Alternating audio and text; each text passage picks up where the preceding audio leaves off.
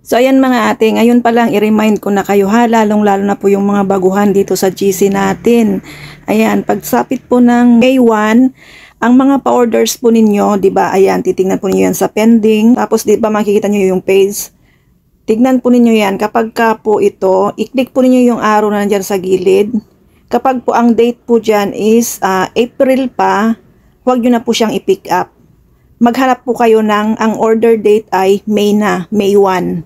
Doon na po kayo mag-start ng mag-pick up ng orders. Kasi kapag ka April pa po yan, hindi na po kasama yan sa processing rate na mangyayari ngayong May. Tandaan po ninyo, ngayong katapusan, April 30, magre-reset po yung PR natin. Magbaback to zero po yan. Kaya kailangan sa May na po kayo mag-pick up para umandar ulit yung processing rate ninyo. Pero, kung meron kayong kapital na pwedeng pang pick up pa ninyo, pwede nyo yung pick upin yung mga yun kasi tutubo pa rin naman kayo dyan. Kung meron lang kayong budget, pero kung wala, wag na ninyong pick upin.